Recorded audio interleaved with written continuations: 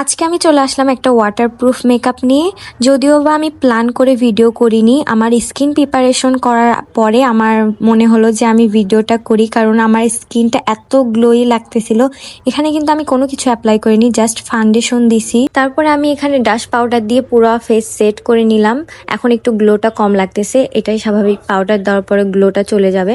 কিন্তু একটু পরে আবার আমার স্কিন গ্লো করা শুরু করে। আমি এখানে কন্ট্রোলিংটা কমপ্লিট করার পরে আবার দেখেন আস্তে আস্তে গ্লোটা আসতেছে আমার ফেসে। এরপরে আমি ব্লাশ অন অ্যাপ্লাই করি। ব্লাশ অন অ্যাপ্লাই করার পরেই আমার স্কিনটা এত গ্লো লাগতেছিল যে হাইলাইট দেওয়ার কোনো প্রয়োজনই ছিল না, এরকম একটা অবস্থা। তারপরেও আমি আমার ফেসটাকে আগে সেটিং করে নিলাম সেটিং স্প্রে দিয়ে। তারপরে এটা একটু শুকানোর জন্য ওয়েট করলাম। এখন মেন জিনিসটা শুরু হলো, আমার আই লুকটা। আমি এটা একটা রিলসে দেখছিলাম, আমার কাছে অনেক ভালো লাগছিল, তাই আমি রিক্রিয়েট করার ট্রাই করছি যতদূর পারি। আর আজকে মেকআপ করতে করতে কিছু কথা বলি। আমাকে অনেকেই জিজ্ঞেস করো যে আমি মেকআপ কই থেকে শিখছি বা কিভাবে শিখছি, কবে শিখছি। আমি যখন ছোট ছিলাম তখনই আমার আম্মুর পার্লার ছিল, আমি ওখানে দেখতাম কিভাবে সাজায়। আমার কেন জানি দেখতে জিনিসগুলো অনেক ভালো লাগতো।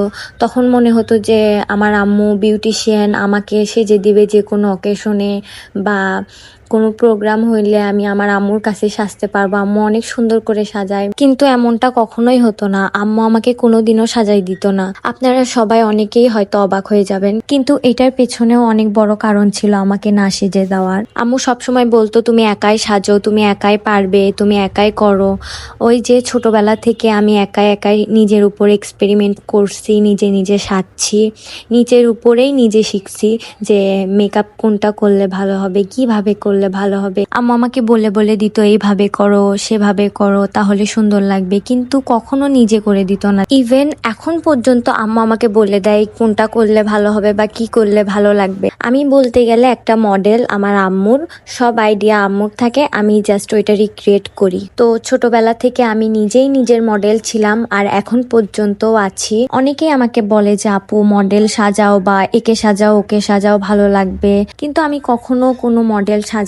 গল্প করতে করতে এখানে আমার মেকআপটা শেষ। এখানে স্টোন ছাড়াই আমাকে অনেক সুন্দর লাগতেছিল, কিন্তু আমি যে আপুটার মেকআপ দেখছিলাম ওই আপুটা স্টোন দিছিল, আমি ওই সেম করার ট্রাই করছি, ওই জন্য আমি ওই স্টোন অ্যাড করলাম।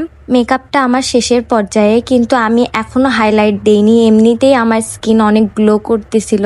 তারপরেও আমি যেহেতু ভিডিও করব ওই জন্য হাইলাইটটা দিলাম। আমি এখন খুব কম লিপস্টিক ইউজ করি, কিন্তু এই দিন আমি এই লুকটার জন্য লিপস্টিক অ্যাপ্লাই করি। আমার ধারণার বাহিরে আমাকে সুন্দর লাগতেছিল বলতে গেলে। এটা ছিল ম্যাটের লিপস্টিকের পুরা সেট।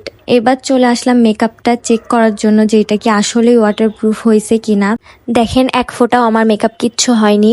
তো আজকের ভিডিও এই পর্যন্তই। আল্লাহ হাফেজ সবাইকে।